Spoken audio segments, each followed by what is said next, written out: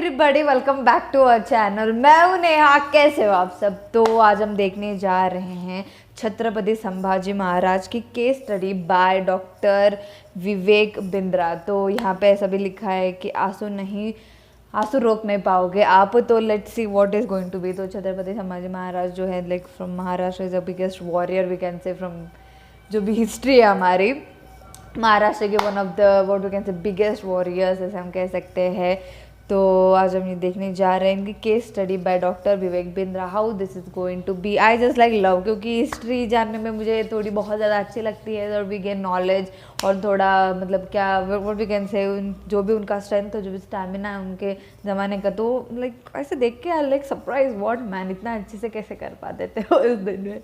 तो like we are going to say Chhatrapati हमारे संभाजी महाराज की केस स्टडी। तो ये कैसा होने जाएगा, चलिए देखते हैं। तो वीडियो स्टार्ट करने से पहले मैं आपको एक बात बता दूं कि हमारा गेमिंग चैनल है नाइट किंग, लिंक डिस्क्रिप्शन में, जाके चैनल को सब्सक्राइब करो, थोड़ा प्यारा सपोर्ट दिखाओ। तो चलिए वीडियो स्टार्ट करते हैं।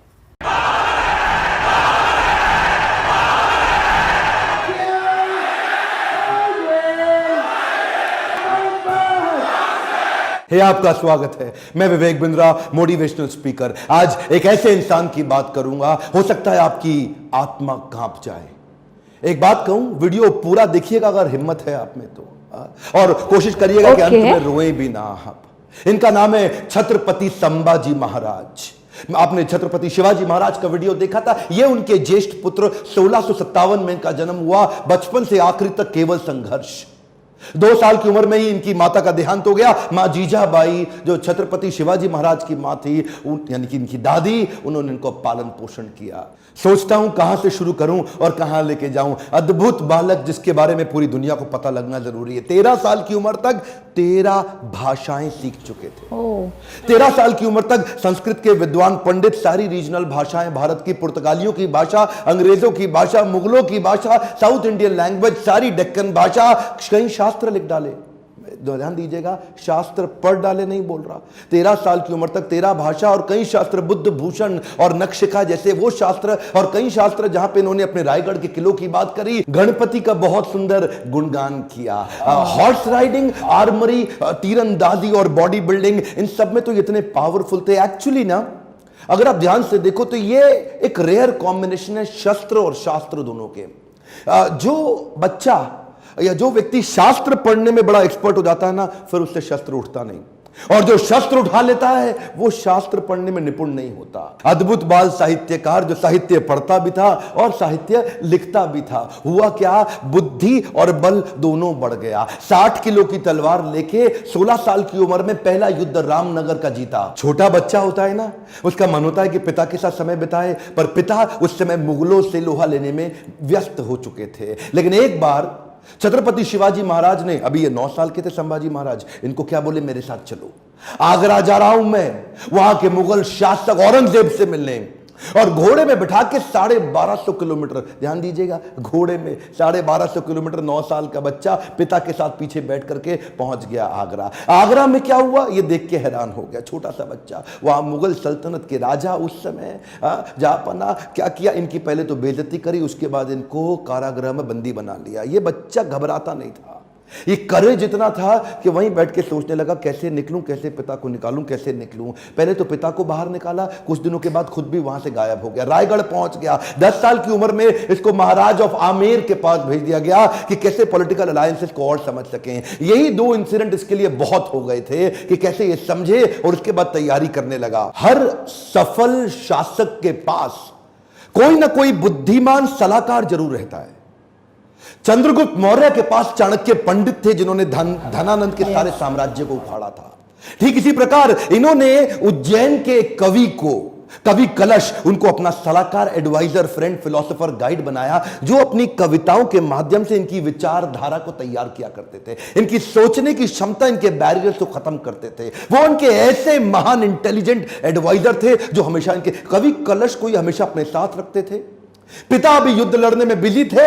इन्होंने 19 साल की उम्र से पिता के पीछे से अपने रायगढ़ के किले को संभालना शुरू कर दिया। 23 साल की उम्र में 1681 में पिता छत्रपति शिवाजी महाराज वीर मराठा उनका देहांत हुआ। इन्होंने 1 मिनट समय नहीं देर गवाया, तुरंत तैयारी करी।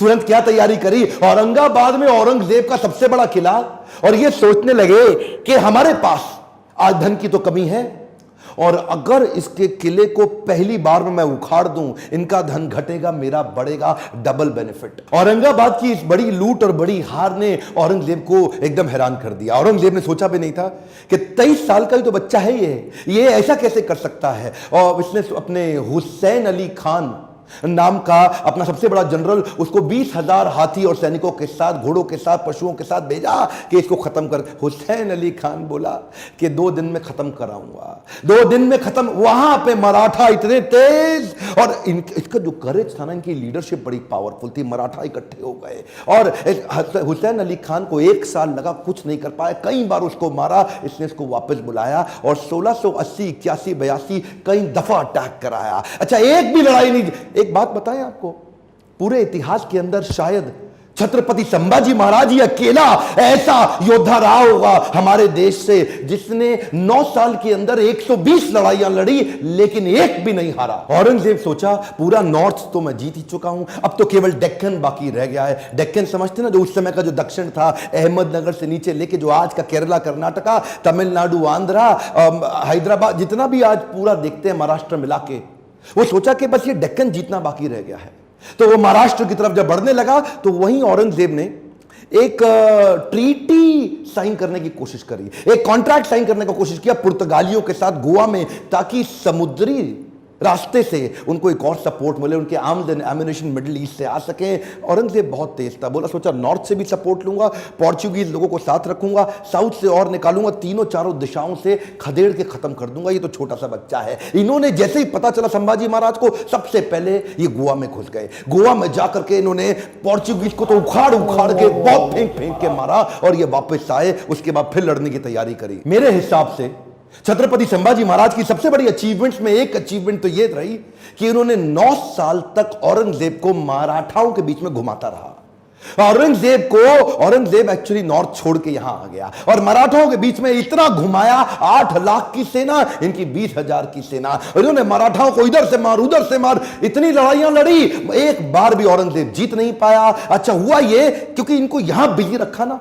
जरा ध्यान दीजिएगा, तो उधर नॉर्थ में डेक्कन में बिजी रख करके, उधर नॉर्थ में पंजाब के अंदर, बुंदेलखंड के अंदर, राजस्थान के अंदर स्वदेशी सल्तनतें वापस तैयार होने लगी। उधर 9 साल का गैप मिल गया ना, तो 9 साल के अंदर स्वदेशी ताकतें फिर खड़े होने लगी। हमारे देश के हिंदू राजा वापस आए मुगलों से लड़ने के लिए। ये इसको गोल गोल घुमाते रहे, इतना गोल गोल घुमाया कि पूरे भारत को जीतने का गोल हाथ से छूट गया। गोल गोल घूमा, गोल नहीं पूरा हुआ। औरंगजेब वो कहां रुकने वाला था, उसने नई तरकीबें लगानी शुरू कर दी। नीचे से सिद्दीस को साथ में लिया, मैसूर के राजा को अपने साथ में लाया, पुर्तगालियों को फिर ताकतवर बनाया, चारों तरफ से घेरने की कोशिश करी मराठाओं को। लेकिन ये उम्र से तो छोटे थे, लेकिन उम्र इनके लिए कोई बड़ी बात थी नहीं। ऐसे courageous, confident, powerful in decision making, leadership बड़ी अद्भुत, उम्र से काफी आगे चल रहे थे।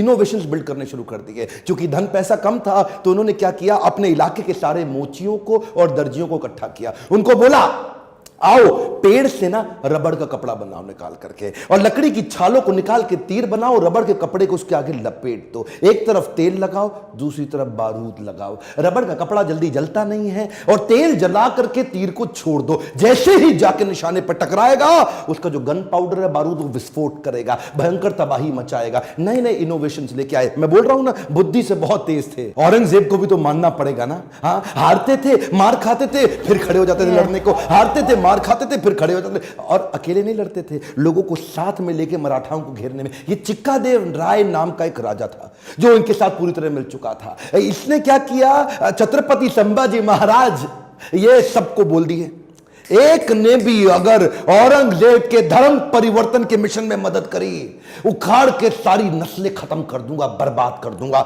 मराठा हूं मैं, अपने देश के लिए काम करता हूं। और वो चिक्कादेव राय के बाद पुर्तगालियों को और सिद्धियों सबको खत्म करते चले गए। सबसे एक बात ना औरंगजेब के समझ में आ गई कि ये जो लड़का है ना, इसको मार नहीं सकते, इसको हरा नहीं सकते। संभाजी राजे भोसले 9 साल तक इनको पीटते रहे, मारते रहे, समझ में आ गया औरंगजेब इसको नहीं हरा सकते, सामने से तो नहीं लड़ सकते, कुछ और क्यों ना करें।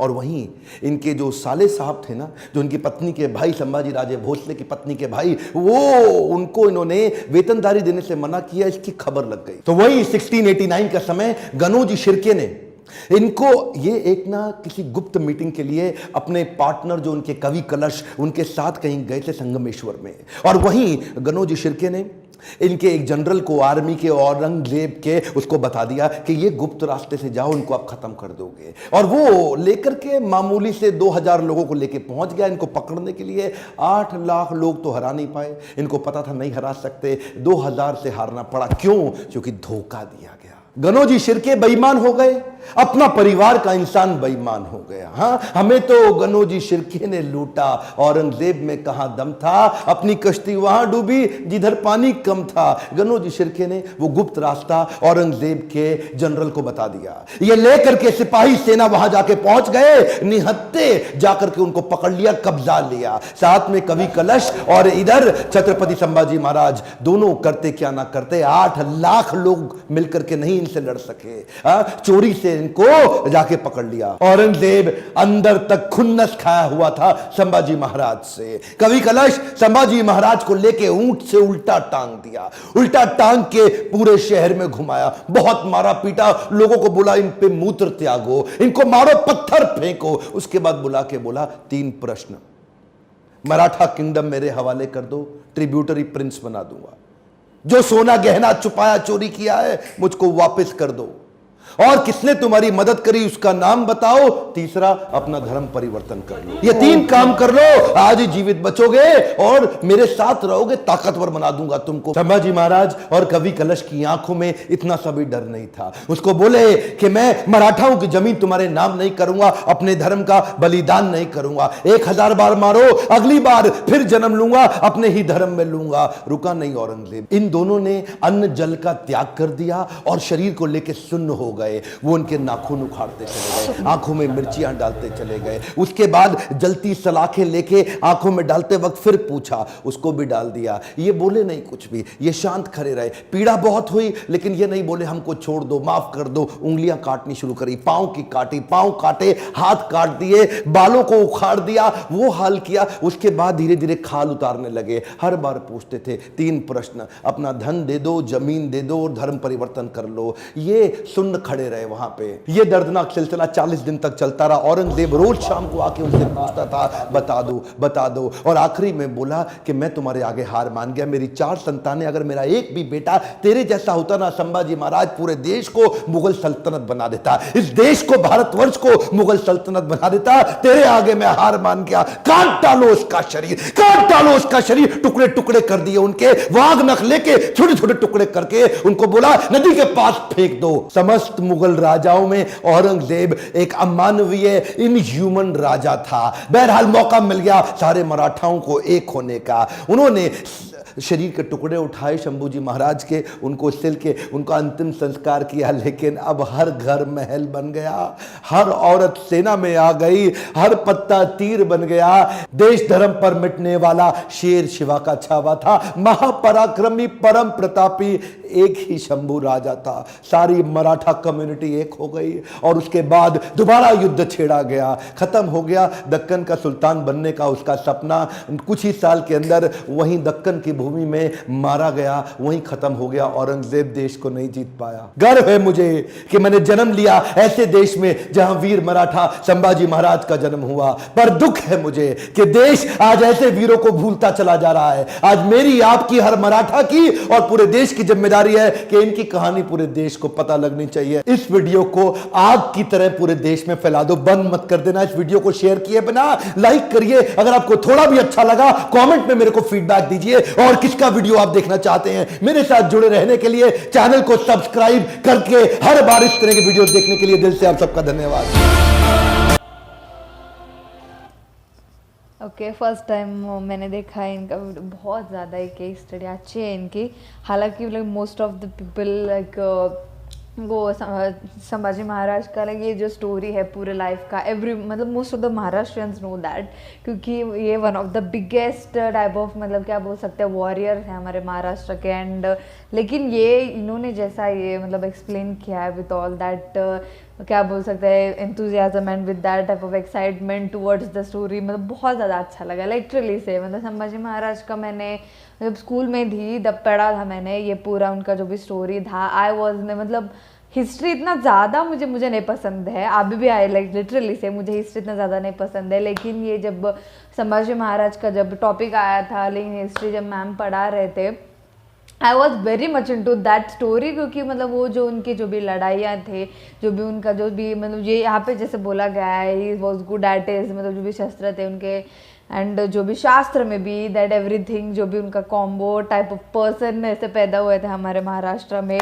तो मतलब जब वो मैंने आई वॉज स्टोरी जब मैंने फ्रॉम टीचर सुनी थी आई was very fascinated by that was the first time जब मैंने मतलब एक जगह पे फोकस करके लाइक हिस्ट्री सुनिए मैंने। एंड आफ्टर दैट मतलब संभाजी महाराज का the second time I listening मतलब पूरा ऐसे फोकस करके सुना था। मतलब उनका जो भी लाइफ का स्टोरी है मतलब जितना उनका जो पावर एनर्जी वो the wealth he has and मतलब टूवर्ड नॉलेज का भी वेल्थ हम बोल सकते हैं। एंड जो भी वॉरियर जो भी ग्राउंड पे है वॉर के तो वो भी जो भी नॉलेज है उनका बहुत ज़्यादा अच्छा है। एंड बहुत कम एज में उन्होंने बहुत ज़्यादा अचीव किया है, इसीलिए बहुत जो भी मराठा है we can say Maharashtra every Maharashtrian loves him, क्योंकि उनका जो भी स्ट्रेंथ है it is not easy to come, मतलब ऐसे ही नहीं आता है दैट इज। बहुत ज़्यादा लोगों ने उनके जैसे मतलब बनने के लिए ट्राई किया लेकिन that level no one can reach, क्योंकि उतना ज़्यादा इंटेलिजेंस और उतना ज़्यादा स्ट्रेंथ और power no one can have.